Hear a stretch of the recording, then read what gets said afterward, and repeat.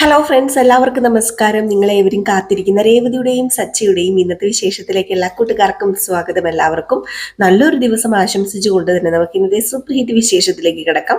അതിനു മുമ്പായിട്ട് ആരെങ്കിലും നമ്മുടെ ഈ ചാനൽ ആദ്യമായിട്ട് കാണുന്നുണ്ടെങ്കിൽ ഇതുവരെ സബ്സ്ക്രൈബ് ഒന്നും ചെയ്തു വെച്ചിട്ടില്ല എങ്കിൽ തീർച്ചയായിട്ടും ഒന്ന് സബ്സ്ക്രൈബ് ചെയ്ത് വെച്ചോളൂ. അതിനോടൊപ്പം മാക്സിമം എല്ലാവരും നമ്മുടെ വീഡിയോ ഇഷ്ടപ്പെടുകയാണെങ്കിൽ ഒരു ലൈക്കും കൂടി അടിച്ചിട്ട് പോകാൻ മറക്കരുത്. അപ്പം നമുക്ക് നേരെ ഇന്നത്തെ വിശേഷത്തിലേക്ക് തന്നെ കിടക്കാം അല്ലേ. അപ്പം തുടങ്ങുമ്പോൾ തന്നെ കാണിക്കുന്നത് നമ്മുടെ ചന്ദ്രനെയും ശ്രുതിനെയും സുധീനെയും രേവതിനെയും സച്ചിനെയും രവീന്ദ്രനെയും ഭാമേനെയാണ്. അപ്പൊ അങ്ങനെ നമ്മുടെ ശ്രുതി ഹോസ്പിറ്റലിലൊക്കെ പോയിട്ട് വന്നു. ചന്ദ്രയ്ക്കാണെങ്കിൽ ഭയങ്കര സന്തോഷമാണ്. നമ്മുടെ ശ്രുതി പ്രഗ്നന്റ് ആണെന്ന് ഓർത്തിരിക്കുകയാണല്ലോ. അപ്പൊ അതുകൊണ്ട് തന്നെ വന്ന ഉടനെ ചോദിച്ചത് കൺഫേം ആക്കിയൊന്നൊന്നും അല്ല. ഡോക്ടർ എന്താ പറഞ്ഞത്? ഡോക്ടർ സൂക്ഷിക്കണം എന്ന് പറഞ്ഞോ? ആഹാരമൊക്കെ നന്നായിട്ട് കഴിക്കണം എന്ന് പറഞ്ഞോ? എന്താ മോളെ പ്രശ്നം? മോളുടെ മുഖത്തൊരു സന്തോഷം ഇല്ലല്ലോ. എന്താ വല്ല രക്തക്കുറവുണ്ടോ? രക്തക്കുറവൊക്കെ ഉണ്ടെങ്കിൽ നമുക്ക് പ്രസവം എടുക്കാറാവുമ്പോഴത്തേക്കും അതൊക്കെ അങ്ങ് നികത്താന്നേ. അതിനുള്ള എല്ലാ പൊടിക്കൈകളും ഈ അമ്മയ്ക്ക് അറിയാം. മോളുടെ ആരോഗ്യം നല്ല രീതിയിൽ തന്നെ മുന്നോട്ടേക്ക് പോകുന്നേ. അത് ഈ അമ്മയല്ലേ പറയുന്നത്. ഈ അമ്മ ഗ്യാരണ്ടി എന്നൊക്കെ പറഞ്ഞപ്പോഴത്തേക്കും നമ്മുടെ രവീന്ദ്രൻ പറഞ്ഞു, എടി നീയൊന്ന് അടങ്ങ്, അവളോടൊന്ന് ചോദിക്ക്, അവൾക്കൊന്ന് പറയാൻ സമയം കൊടുക്ക്, പ്രഗ്നന്റ് ആണോ ഇല്ലയോ, കൺഫേം ആക്കിയോന്ന്. അപ്പോഴത്തേക്കും നമ്മുടെ ചന്ദ്ര ചോദിച്ചു, അല്ല മോളെ എന്താ മോള് പ്രഗ്നന്റ് അല്ലേ എന്നിങ്ങനെ ചോദിച്ചു.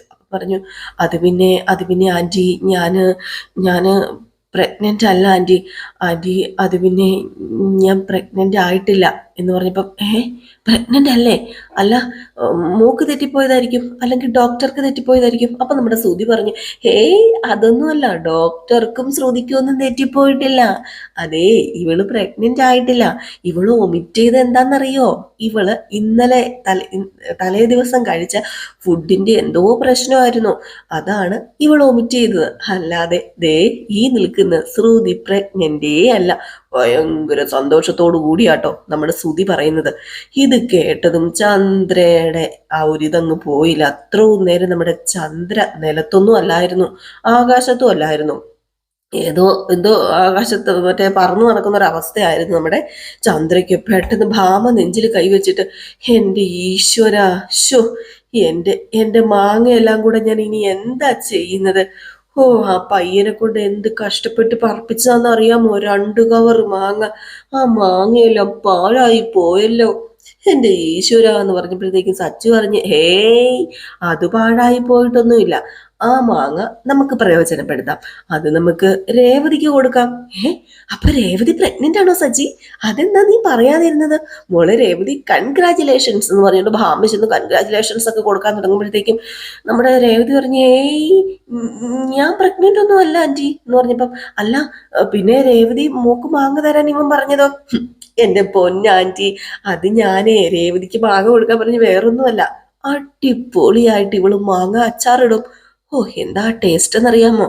ഇവള് മാങ്ങ അച്ചാറിടുന്നത് ഇവിടെ ആരും കൂട്ടിയിട്ടില്ലല്ലോ. ഇവളുടെ വീട്ടിൽ പോയപ്പോൾ ഒരു ദിവസം ഞാൻ കഴിച്ചു. അടിപൊളിയായിരുന്നു.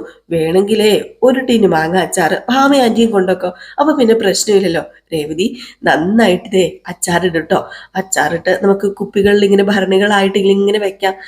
പിന്നെ പച്ചമാങ്ങ ഉണ്ടെങ്കിൽ കുറച്ച് മാറ്റി വെച്ചേരെ. നമുക്ക് ഇടയ്ക്ക് ഉപ്പും മുളകും ഒക്കെ കൂട്ടി തിന്നുകയും ചെയ്യാം. അപ്പൊ പിന്നെ ഈ നഷ്ടം അങ്ങ് നികത്താൻ പറ്റൂല്ലോ എന്ന്. ഇതൊക്കെ ഇങ്ങനെ പറഞ്ഞപ്പോഴും നമ്മുടെ ചന്ദ്രയുടെ മനസ്സങ്ങ് കൈവിട്ട് പോയിട്ടോ. ചന്ദ്രയാണെങ്കിൽ ഭയങ്കര വിഷമത്തോടു കൂടി ഇങ്ങനെ ഇരിക്കുക. അപ്പോഴത്തേക്ക് ഭാമ വന്ന് പറഞ്ഞു, ചന്ദ്രേ, നീ എന്തിനാ വിഷമിക്കുന്നത്? പോട്ടെ, സാരമില്ല. ഇനിയിപ്പം സമയം ഒരുപാട് കിടക്കുകയല്ലേ. ഇപ്പം പ്രഗ്നന്റ് അല്ലെങ്കിൽ പിന്നെ എപ്പോഴെങ്കിലും പ്രഗ്നന്റ് ആയിക്കോളും. പ്രഗ്നന്റ് അല്ലെങ്കിൽ എപ്പോഴെങ്കിലും പ്രഗ്നന്റ് ആയിക്കോളും. എൻ്റെ ഭഗവതി, ഞാൻ നിന്റെ മുമ്പിൽ നേർച്ച വരയിട്ടതല്ലേ, എന്നിട്ട് ഇതെന്താ?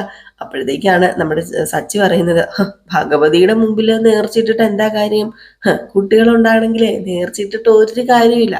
അതിനെ എന്ന് പറഞ്ഞിട്ട് സച്ചി അങ്ങ് വിഴുങ്ങി വിടുകയാണ് കേട്ടോ. അപ്പോഴത്തേക്ക് രേവതി ഇങ്ങനെ കണ്ണു തള്ളി നിപ്പോണ്ട്. ഇനിയിപ്പം നമ്മുടെ സച്ചിയുടെ വായിന്ന് എന്താ വീഴുന്നതെന്ന് അറിയില്ലല്ലോ. അപ്പോഴത്തേക്കും രവീന്ദ്രൻ പറഞ്ഞു, സാരമില്ല മോളെ ശ്രുതി, പോട്ടെ. ഇപ്പം പ്രഗ്നന്റ് ആയില്ലെന്ന് ഓർത്തിപ്പോ എന്താ ചന്ദ്ര പ്രശ്നം ഇരിക്കുന്നത്? ഞാൻ പറഞ്ഞില്ലേ, സമയം ഒരുപാട് നീണ്ടു നിവർന്ന് കിടക്കല്ലേ. അപ്പൊ നമ്മുടെ ശ്രുതി പറഞ്ഞു, അതെ അച്ഛാ, സമയം ഒരുപാട് നീണ്ടു നിവർന്ന് കിടക്കുക. ഓരോന്നിനും ഓരോ സമയവും കാലവും ഒക്കെ ഉണ്ട്. അപ്പോഴത്തേക്കാണ് നമ്മുടെ രവീന്ദ്രനും പറയുന്നത്, അതെ അതെ അതെ അതെ, ഓരോന്നിനും ഒരു സമയവും കാലവും ഭാഗ്യവും ഒക്കെയുണ്ട്.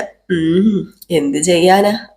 ചിലവർക്ക് ഭാഗ്യം പെട്ടെന്ന് വരും, ചിലവർക്ക് ഭാഗ്യം പെട്ടെന്ന് വരില്ല എന്നിങ്ങനെ കുത്തി കുത്തി പറഞ്ഞു. കാരണം നമ്മുടെ രേവതീനെ നോക്കി പ്രഗ്നന്റ് ആണ് എന്ന് സംശയം തോന്നിയപ്പോ തന്നെ നമ്മുടെ ചന്ദ്രൻ ഒരു വാക്ക് പറഞ്ഞായിരുന്നു, ചിലവർക്കൊക്കെ ഭാഗ്യമുണ്ട്, ചിലവർക്ക് ഇതിനൊന്നും യോഗമില്ലെന്ന്. അത് നമ്മുടെ രവീന്ദ്രനൊന്ന് തിരിച്ചടിച്ചതാണ് കേട്ടോ.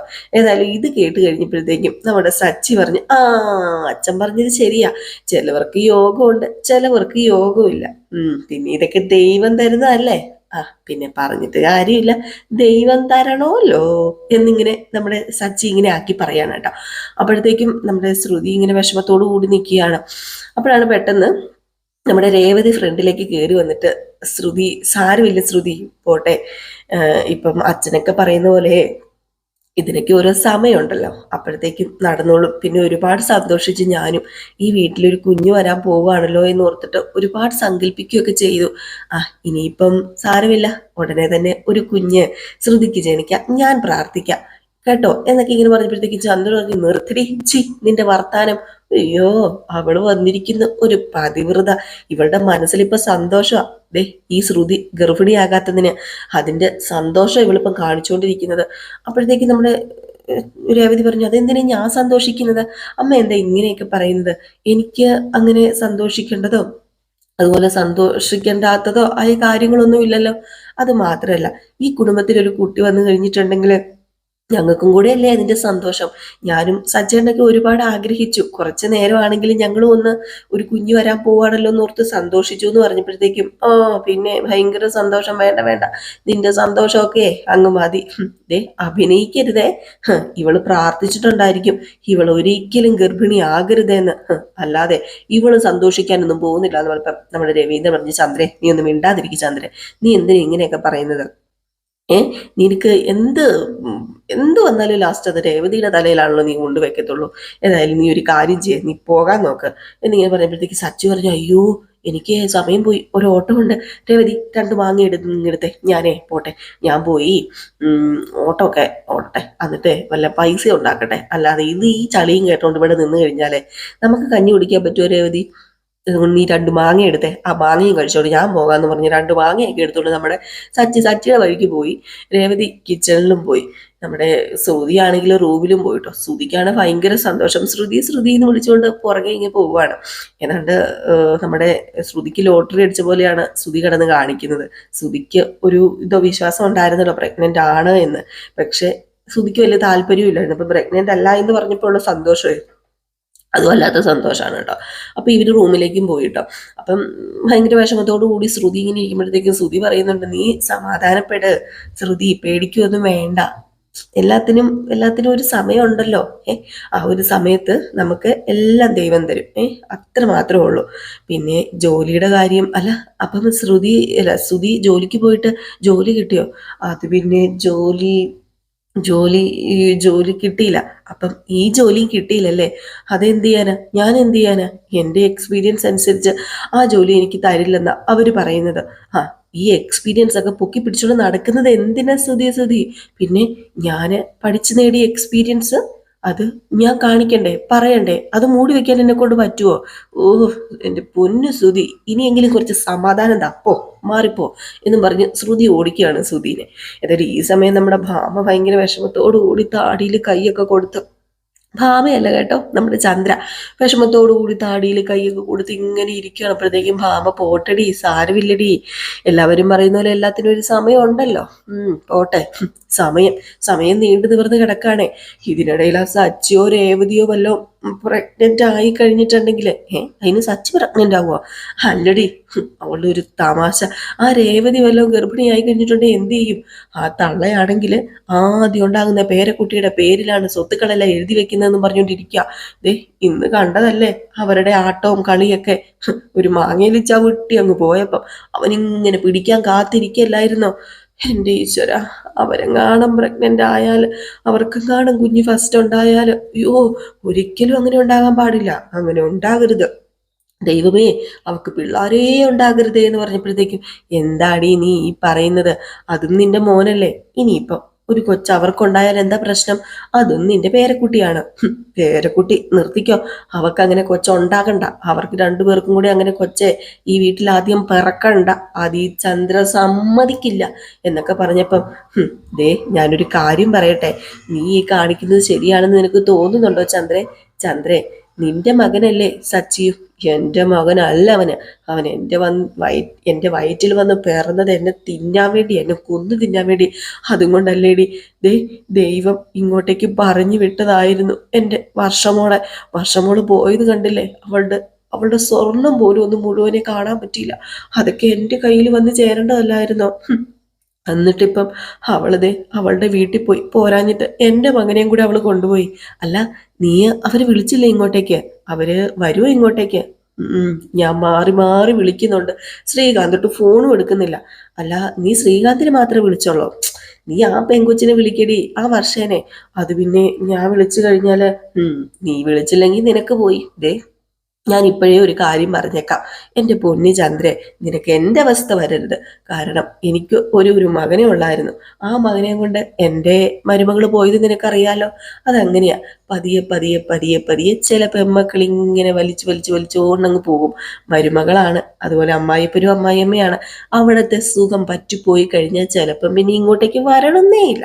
അതുകൊണ്ടാണ് ഞാൻ പറഞ്ഞത്, വെറുതെ അബദ്ധത്തിൽ ചെന്ന് ചാടുന്ന എന്തിനാ, എൻ്റെ അവസ്ഥ വരുത്തി വെക്കുന്നത് എന്തിനാ അറിയാലോ. ഇപ്പൊ ഞാൻ നിന്നെ കാണാൻ വരുന്ന പോലെ കുറച്ച് കഴിയുമ്പോൾ ആരുമില്ലേ എന്ന് പറഞ്ഞ് നീ എന്നെ കാണാൻ വരേണ്ട അവസ്ഥ വരും. അതിലും ഭേദം ആ വർഷയുടെ കയ്യോ കാലോ പിടിച്ച് അവരെ ഇങ്ങോട്ടേക്ക് വിളിച്ചു വരുത്തുന്നതായിരിക്കും നല്ലത്. 1, 2, 3 ദിവസത്തിൽ കൂടുതൽ നിന്ന് കഴിഞ്ഞാലേ ഇവന്മാർക്ക് അമ്മായിയപ്പന്റെയും അമ്മായിയമ്മയുടെയും സ്നേഹം അങ്ങ് പിടിച്ചു പോയാലേ തീർന്നെന്ന് കൂട്ടിക്കൊണ്ടാ മതി. അതുമല്ല, അവൻ വർഷ വിളിച്ചപ്പം പോയില്ലേ വർഷയുടെ കൂടെ? അത് തന്നെ നീ ഒന്ന് ഓർത്തു നോക്ക്. അവന് വേണേ ഇങ്ങോട്ടേക്ക് വരായിരുന്നല്ലോ. വർഷയ്ക്ക് വേണേ അങ്ങോട്ടേക്ക് പോകുമ്പോൾ വർഷയെ ഞാൻ എൻ്റെ വീട്ടിലേക്ക് പോവാന്ന് പറഞ്ഞ് അവൻ ഇങ്ങോട്ടേക്ക് വരായിരുന്നു. പക്ഷെ അവന് ഇങ്ങോട്ടേക്ക് വന്നില്ല, ഭാര്യയുടെ പുറകെ പോയി. അപ്പൊ എന്താണ് സംഭവിക്കാൻ പോകുന്നത്? അയ്യോ എൻ്റെ ഭഗവാനെ, ഞാൻ അവളെ ഒന്ന് വിളിക്കട്ടെ അല്ലേ? ഞാൻ അവളെ ഒന്ന് വിളിക്കാം അല്ലേ വർഷേനെ? നീ ഒന്ന് വിളിച്ചു നോക്കടി. കിട്ടിയാൽ കിട്ടി, പോയാൽ പോയി. പോയാലൊരു വാക്കല്ലേ, കിട്ടിയാലോ ദേ ലക്ഷങ്ങളല്ല കോടികളുടെ മുതല നിനക്ക് ഇങ്ങോട്ടേക്ക് വരാൻ പോകുന്നത് എന്ന് പറഞ്ഞപ്പോഴത്തേക്കും നമ്മുടെ ചന്ദ്രയാണെങ്കിൽ വിളിക്കാൻ തുടങ്ങാൻ കേട്ടോ വർഷേനെ. ഈ സമയം നമ്മുടെ വർഷേനെ കാണിക്കുന്നുണ്ട്. വർഷയുടെ വീട്ടിലാണ് ഉള്ളത്. വർഷയുടെ വീട്ടിലും അത്രയ്ക്ക് വലിയ ലെവലിലൊന്നും അല്ല നിൽക്കുന്നത്. കാരണം വർഷയുടെ സ്വഭാവം അറിയാലോ. വർഷ ഇങ്ങനെ എന്തോ കാണാതെ പോയപ്പോ ഇങ്ങനെ തപ്പിക്കൊണ്ടിരുന്നപ്പോഴത്തേക്കും നമ്മുടെ മഹിമയോട് ചോദിച്ചപ്പോൾ മഹിമയും ഇങ്ങനെ തപ്പാണ്, എന്തോ ഇങ്ങനെ മിസ്സിങ് ആയി.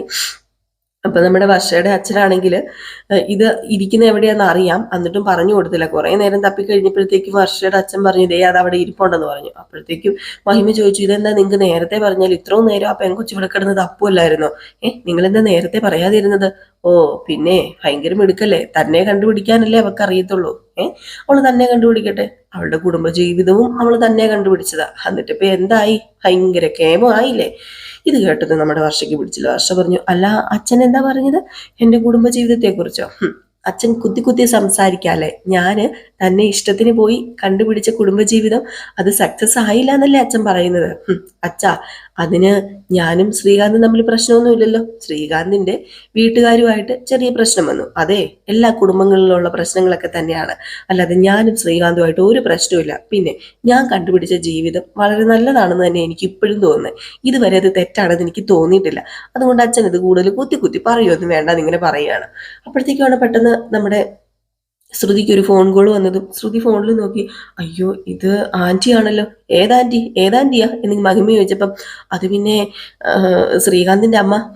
ആ ഫോണേ കട്ട് ചെയ്ത് വിട്, എന്തിനാ വെറുതെ മോളെ നീ എടുക്കുന്നത്?